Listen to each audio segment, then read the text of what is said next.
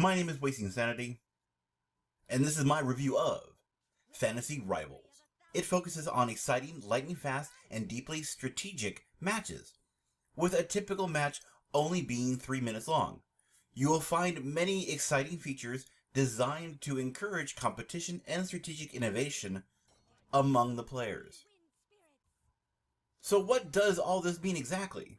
Well, let's take a look at the system in place for this game. Each player has health and mana. 1 mana is generated each turn. Mana can be used in different ways. The player can give his card an additional attack that turn, or the damage the card does to the opposing player is increased. There are 2 stats, Attack and Fury.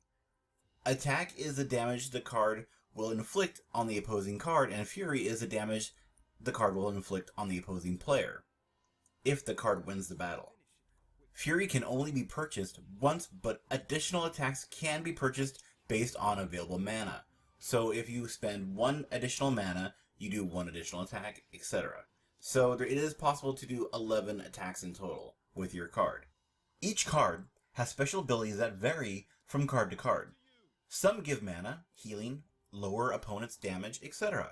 Most of the cards appear to depend on having the similar faction-based cards in order to activate these abilities. There are only 8 cards to a deck, but only 5 randomly chosen cards are used for the fight. 2 cards are only available to be used at a time. This allows a level of strategy to counter or attack when the time is right, as the game randomly determines who goes first at the start of the match. Players must learn how to compete in this unique bidding war style game in order to defeat their opponent. The winner of the match is determined by who has more health by the end of turn 4. If the player is not careful, they could blow all their mana at the start of the match, and the opposing player will just put enough mana into each fight in order to secure a victory. Please keep in mind that you must activate an attack with 1 mana, and the players only generate 1 mana a turn, unless cards are added to the deck that will give additional mana. Although the art style can be rather cartoony, it is acceptable for an indie, phone app sort of game, I guess. I personally have nothing against the art style, but some people, this could be a deciding factor on whether or not they want to get the game. Cards can evolve or level up. This depends on how much stars it has and if there are any empty stars available. Unfortunately, this can be rather a large time sink. And I mean literally a time sink. It is free to evolve a card, and there can be 3 cards evolving at one time. But the time that it takes depends on how many base stars, including empty stars, there are. So, if a card has 3 stars, but 1 is empty, and another card has 5 stars, but it has 3 empty, the time to get to star 3 will not be the same. For example, 1 card would take 6 hours, and another card would take 10 hours. There are 3 types of currency. One type looks like a pearl, another gold, and the last one is gems.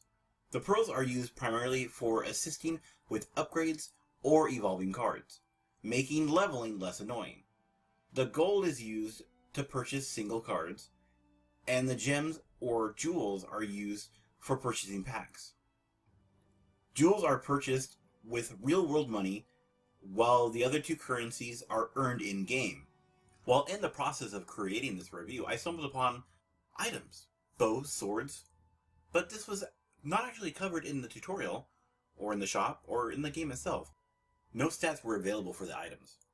So I really cannot begin to determine how this part of the game plays in the actual matches. I played against high-level people, and saw no sign of weapons. Maybe it is purely a cosmetic feature of the game that I am unable to find. Player versus player was a bit disappointing. Out of 5 matches, I found myself pitted against high-level players, and 3 of the matches were against the same individual. So, in a sense, new players will find themselves feeding the regulars and gaining losses in the process. Well, a high-level player was nice enough to let me win once by leaving the match. But with the game having cards that you can level up, it is very apparent that new players will be at a big disadvantage, even if their health and mana match veteran players. Why? Mainly due to the fact that additional attributes and skills are unlocked on the cards as they increase in level. Now, I want to take a moment to thank Brad for approaching me from Fantasy Rivals. He requested some coverage on the game, and I told him I would take a look at it. He also offered to give me a preloaded account. That way, the grind wouldn't be as bad. I just requested that he give me a standard purchase that a normal consumer would do, the average. So apparently, the average user spends about $8.50 roughly within that area.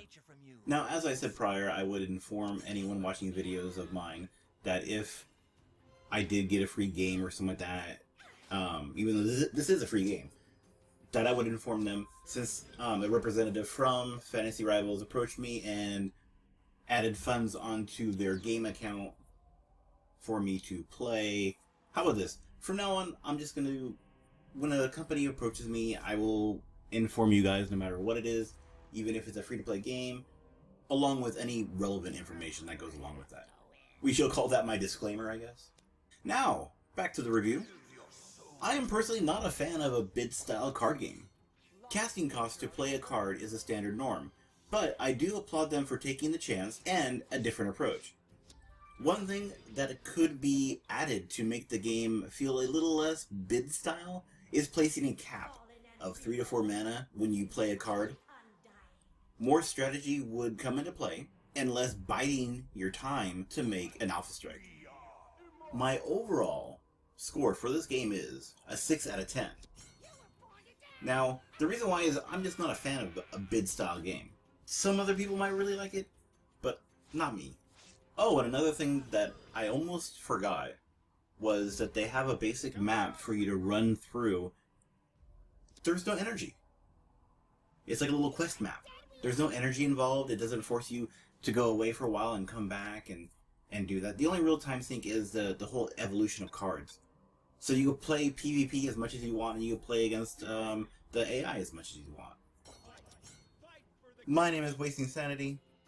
Don't forget to like and subscribe down below. Share it, tweet it, plug it, something it. I want to thank you very much for watching. I do appreciate it.